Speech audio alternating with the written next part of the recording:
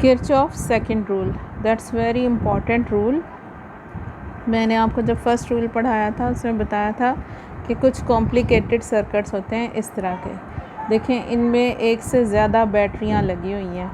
जब किसी भी सर्किट में बैटरी लगी होती है तो हम करंट की डायरेक्शन ले लेते हैं हाई पोटेंशियल से लो पोटेंशियल की तरफ अगर एक बैटरी हो। लेकिन अगर इस तरह से दो बैटरीज़ हो तो हम करंट की डायरेक्शन किधर से किधर को लें। ये देखें,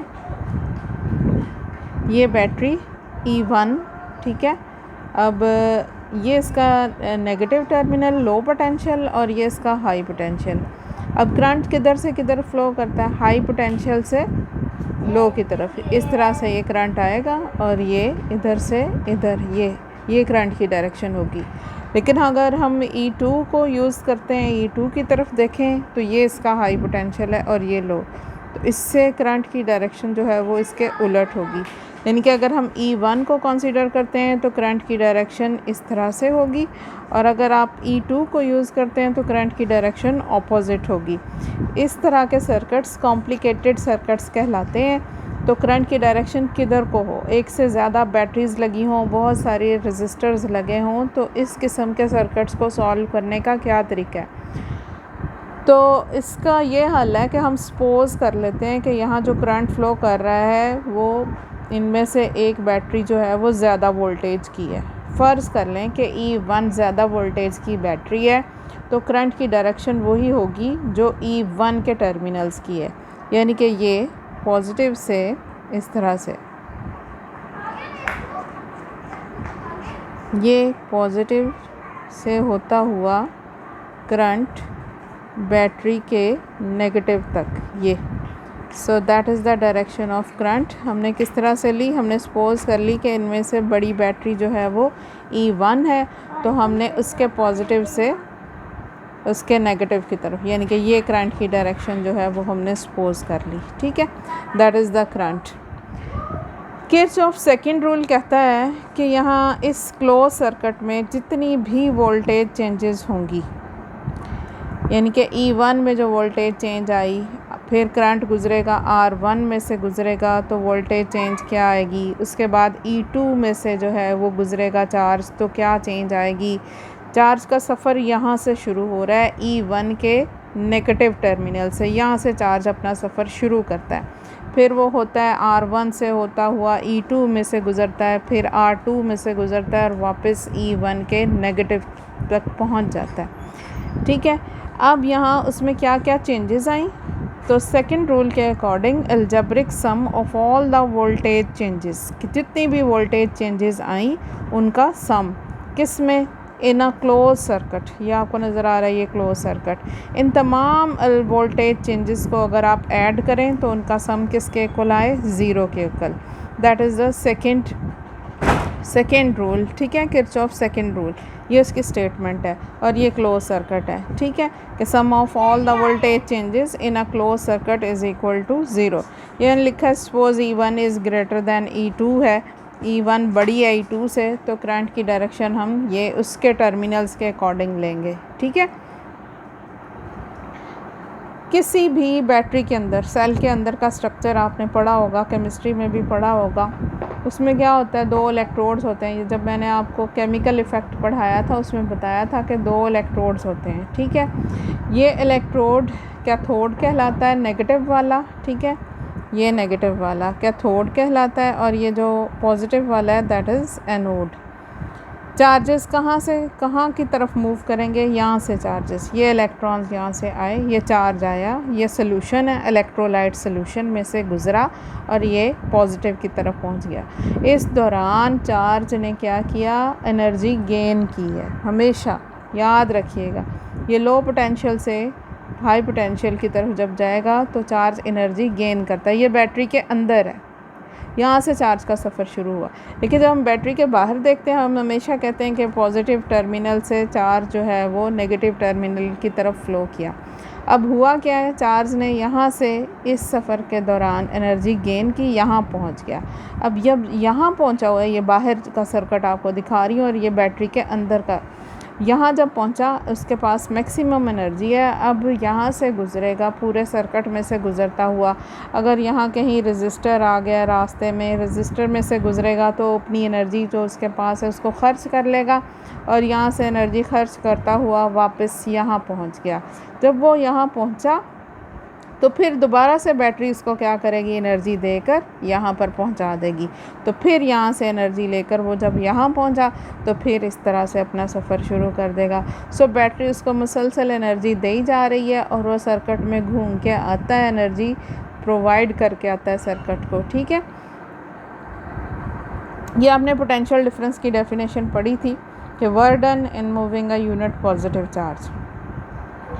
तो ये वोल्टेज चेंजेस ही हमने निकाल लिए क्योंकि इसका आपको बताया था कि ये दैट इज़ द स्टेटमेंट कि वोल्टेज चेंजेस का सम हमने किसके को लेना है, ज़ीरो के। तो इस सर्किट में क्या क्या वोल्टेज चेंजेस आएंगी वो इस फार्मूले के अकॉर्डिंग होगा। Del V is equal to del W over del Q. फ़र्ज़ करें कि डेल क्यू वो चार्ज है जो यहाँ से यहाँ तक मूव कर रहा है, डेल डब्ल्यू इधर रहने दें तो डेल क्यू इधर चला जाएगा। ठीक है, तो ये del V del Q is equal to del W.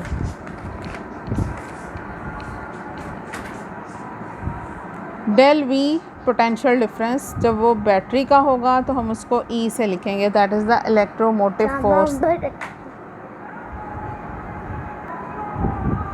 So battery का जो पोटेंशियल डिफरेंस है ई इलेक्ट्रोमोटिव फोर्स, और according to Ohm's law resistor में से जो वोल्टेज चेंज होता है वो आई आर के इक्वल होता है, ये ओम्स लॉ के अकॉर्डिंग। ठीक है, और ये बैटरी का पोटेंशियल डिफरेंस और ये ओम्स लॉ के अकॉर्डिंग रजिस्टर का जो रजिस्टर के अक्रॉस पोटेंशियल डिफरेंस है। ठीक है, अब आपने इसको लिखना है इस फार्मूले के अकॉर्डिंग कि जो जो एनर्जी चेंज आ रही है, एनर्जी ली कहाँ से है उसने, उसका सफ़र शुरू हुआ था यहाँ से, E1 में से वो गुज़रा है लो पोटेंशियल से हाई पोटेंशियल की तरफ।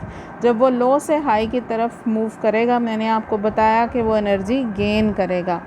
इस फार्मूले के मुताबिक ये जो वर्क डन है ये उसने गेन की हुई एनर्जी है। ठीक है, तो उसको आप किस तरह से लिखेंगे, डेल वी की जगह क्या लिखा, E1 और डेल क्यू साथ आ गया। उसके बाद ये जो चीज़ लिखी हुई है डेल वी आई आर लिखना था यहाँ। ठीक है, डेल वी डेल क्यू किस में से, आर में से, R1 में से लिखना है। तो R1 के क्रॉस जो पोटेंशियल डिफरेंस होगा वो कैसे लिखेंगे, जो वर्क डन होगा वो डेल वी डेल क्यू और डेल वी ओम्स लॉ के मुताबिक किसके इक्वल है, IR1 डेल क्यू के इक्वल। ठीक है, तो वर्क डन जो उसने किया, वर्क डन मीन्स के एनर्जी जो उसने लूज़ करनी है, यहाँ उसने एनर्जी गेन की है, जब रजिस्टर में से गुजरेगा तो उसने एनर्जी लूज़ करनी है। कितनी एनर्जी लूज़ की, इसी फार्मूले के according del V del Q, del V del Q. ठीक है, तो मैंने अभी आपको बताया ओम्स लॉ के मुताबिक डेल वी बराबर होता है IR के, तो IR1 डेल वी की जगह लिखा और साथ डेल क्यू। सो ये वो एनर्जी है जो IR1 डेल क्यू जो है उसने एनर्जी लूज़ की, माइनस साइन साथ आ रहा है। क्यों आ रहा है माइनस साइन, क्योंकि एनर्जी लूज़ कर रहा है।